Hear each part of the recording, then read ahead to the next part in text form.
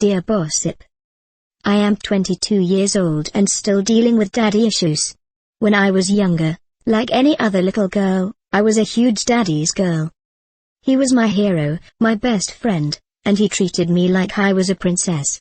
My entire side of my dad's family is in the church, from my grandmother to my youngest uncle, who is only 6 years older than I.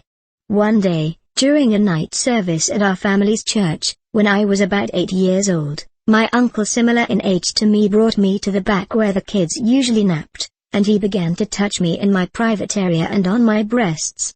Although I didn't know much about sex and rape at the time, I knew enough to know that I felt uncomfortable and that what he was doing was not right, but I was too afraid to say anything to my dad because that was his brother and I didn't think he would believe me. So, I pretended like nothing ever happened.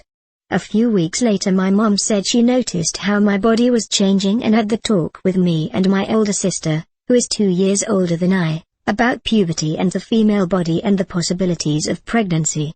She also talked about what you should do if someone was to ever make you feel uncomfortable or force you to do something that you don't want to do.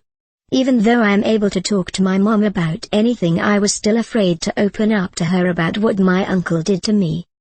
About a month later I hit puberty. Yeah, at 8 years old.